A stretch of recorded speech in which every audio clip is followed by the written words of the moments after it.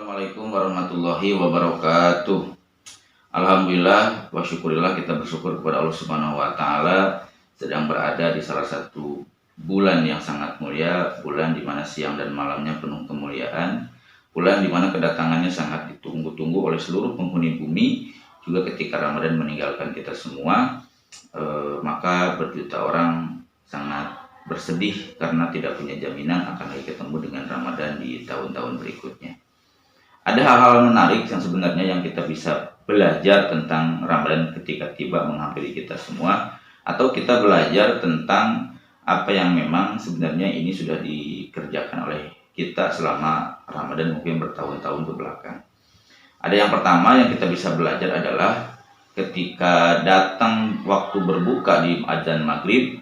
Tentunya ini bisa kita belajar. Kenapa bisa belajar? Karena sebenarnya ketika di siang hari menahan dahaga baik haus dan lapar, seakan-akan kita ini berimajinasi memikirkan apapun yang bisa melepas baik dahaga minum ataupun makan. Kita membayangkan dari makanan A, minuman B, makanan C, minuman D, sehingga seakan-akan itu bisa dinikmati ketika nanti berbuka.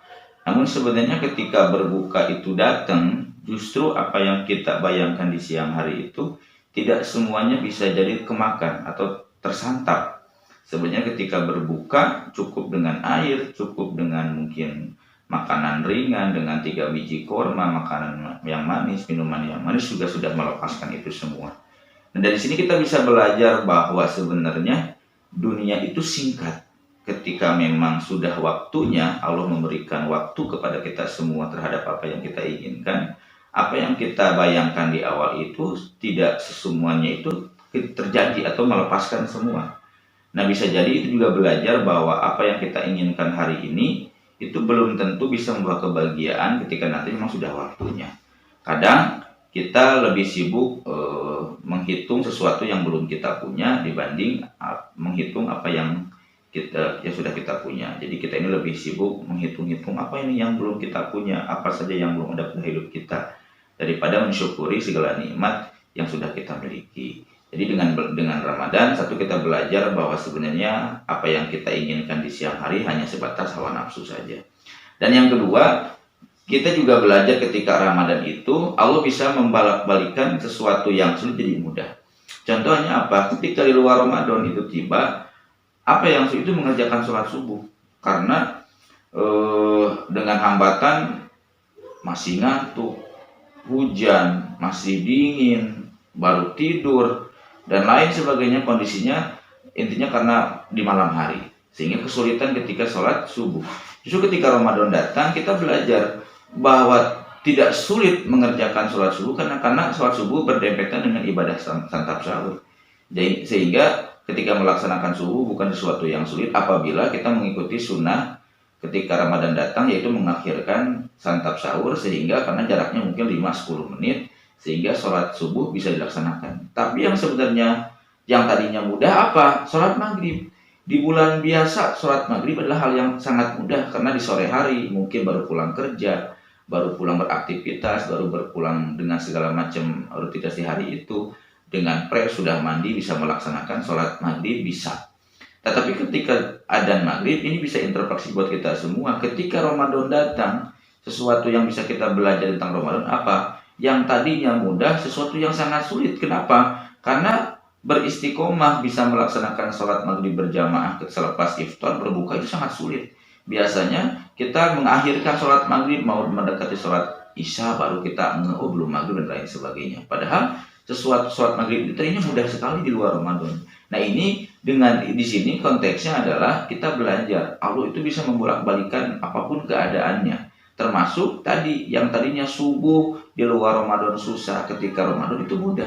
Sebaliknya di luar Ramadan adzan maghrib yang mudah, ketika Ramadan datang introspeksi buat kita semua, bisakah kita ketika sesudah azan maghrib kita berbuka langsung segera sholat maghrib terlebih dahulu dibanding santap dan lain sebagainya. Ini bisa introspeksi juga, kita belajar tentang bahwasanya Allah kuasa membolak-balikan kita semua.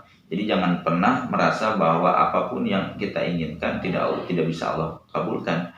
Contohnya saja tadi, sesuatu yang susah jadi mudah ketika memang waktunya sudah tiba. Dan yang terakhir, dengan Ramadan itu datang, kita lebih belajar menghargai waktu.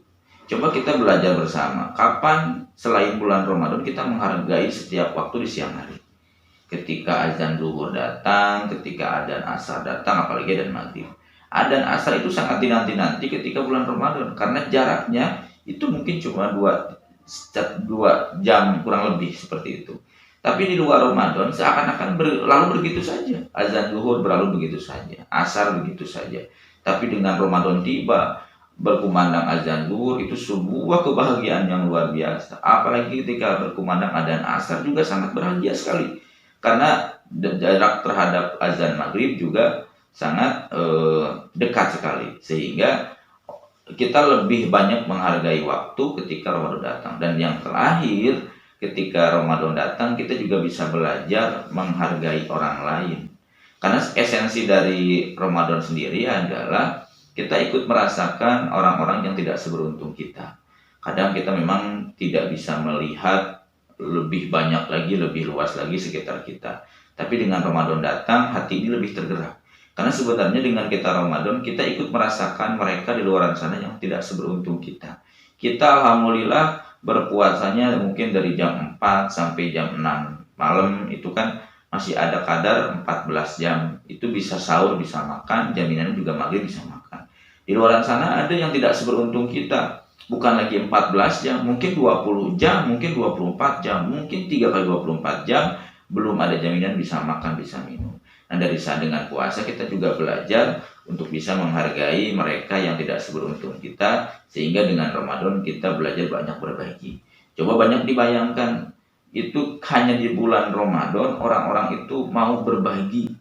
Banyak sekali tempat-tempat berbagi takjil, berbagi apapun, itu karena memang bulan ini penuh rahmat.